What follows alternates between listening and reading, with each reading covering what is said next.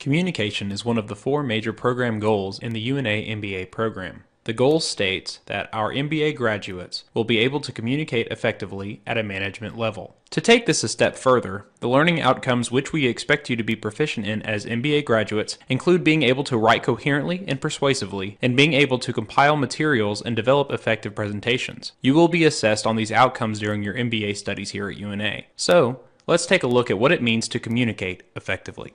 Being a good communicator should be important to you. Why?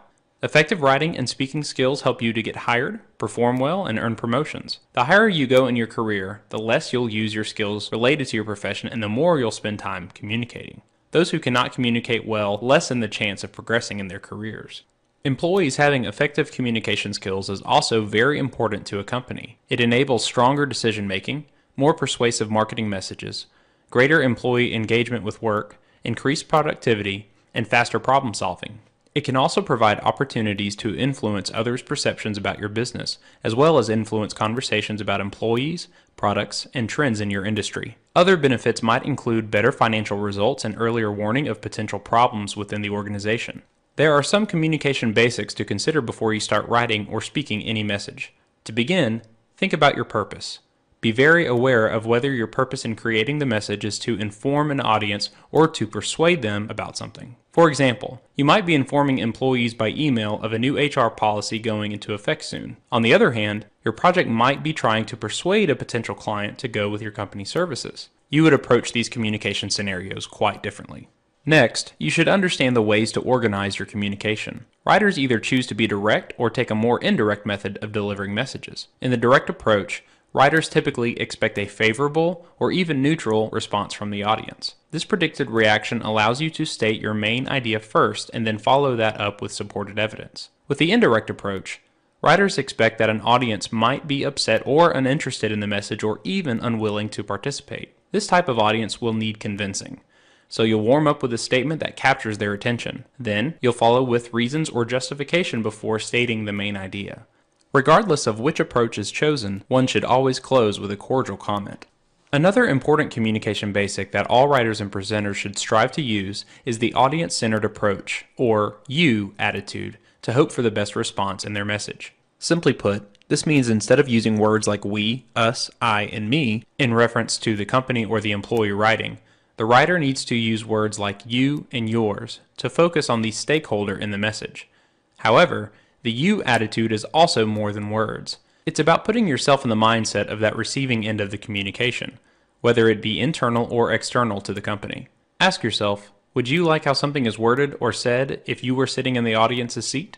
Examples of common stakeholders to consider in any given communication include customers, vendors or suppliers, supervisors, employees, shareholders, the community, and beyond. Also, you will need to consider the demographics of your audience as you craft your message. These will be things like education, experience, gender, age, location, and communication preferences. For example, let's say you are in a technical field and will be writing instructions for customers on how to set up an electronics type product that they've purchased. You know these customers most likely do not have the experience or education that you do, so you'll have to be careful about using technical jargon and not skip any steps in the process. Or let's say that you have an idea to propose to your supervisor. Does your boss prefer face-to-face communication or email first? Is there a time of the day or month that you should avoid approaching him or her with this? Will she or he be annoyed if you go the indirect route for delivering the message? For every communication, you need to focus your energy on pleasing the audience and understanding their demographics. Now let's move on to discuss communication mediums available and when to use them. The four main types of mediums are oral, written, electronic, and visual. Decisions on which of these mediums to use might depend on message formality, urgency of the message, media richness, cost, and audience preferences. You should be able to think of a few examples used within organizations for each of these. Let's illustrate some of these now. For oral communication, we typically think of meetings, presentations, and sales pitches in the business world. This also pertains to phone calls, which can range from employees discussing a project informally to large company call centers handling customer service. For written communication, we might break that down into short versus long. Examples of shorter written messages include letters, memos, resumes, press releases, and newsletters. Longer messages might be reports discussing market research or quarterly financial statements. It could also be sales proposals or grants. Employee manuals and technical manuals are other examples of longer written communication. The next type of communication, electronic, continues to evolve as new technologies emerge. For years, email and website content have been common. Other options for companies wanting to communicate with stakeholders include social media and blog posts, online video, and podcasts. Instant messages are great for internal company communication and also externally for more casual customer service. Text messages can also be used for customer service and marketing. The last type of communication is visual, and visual messages are designed to complement or sometimes replace written communication. They are great for demonstrating difficult concepts and making connections for the audience. Typical examples of visual communication include diagrams, charts, tables, maps, and high-quality images. A popular new way to communicate visually is to use infographics. Infographics combine the idea of visuals and narrative to create a standalone document and are a great way to present survey results, show a process, or even tell a story. Now that we've covered most of the communication basics you'll need to write and present effectively, let's talk for a minute about barriers to communication, because you can count on there being some problem that prevents messages from being understood or heard properly. One barrier is channel breakdowns. Maybe a server crashed and prevented an update to your company's website. Or what if a coworker forgot to relay an important message to you? Obviously, no communication is handled in these situations since nothing was delivered. Another barrier is noises and distractions. These can be external, such as people talking loudly or a baby crying that don't allow you to hear a conversation very well. Or you keep having reminders pop up on your computer or on your cell phone while you're trying to focus on writing a letter. These internal distractions are also a problem. What if the person you're on the phone with is very concerned about a health problem or being laid off or is upset with something else? They won't be able to listen and respond as well as needed. Filters are another type of barrier to communication. Think about corporate structures, specifically tall structures requiring messages to go through several chains of command, which might prevent messages going to the appropriate audience in a timely manner. On a small scale, a filter could be something like not seeing an urgent work email until it is too late. Finally, competing messages can be a barrier. It's hard to have an audience's undivided attention with so many things going on around them. That's why it's important to think about your audience and make sure your message will be delivered in a way that they will care about. We've been speaking in generic terms relating to both writing and presenting so far. Now, let's talk solely about delivering professional presentations. There are a few tips which are important whether you're giving a face-to-face or an online presentation. First, it's very important to have a strong opening or attention grabber. Once your audience is engaged, it's easier to keep their attention. It's much more difficult to get their attention after you might have blundered through an uninteresting start. Throughout the presentation, it's smart to make connections between your topic and your audience to keep the interest high. And of course, close on a strong note with a great summary or persuasive note.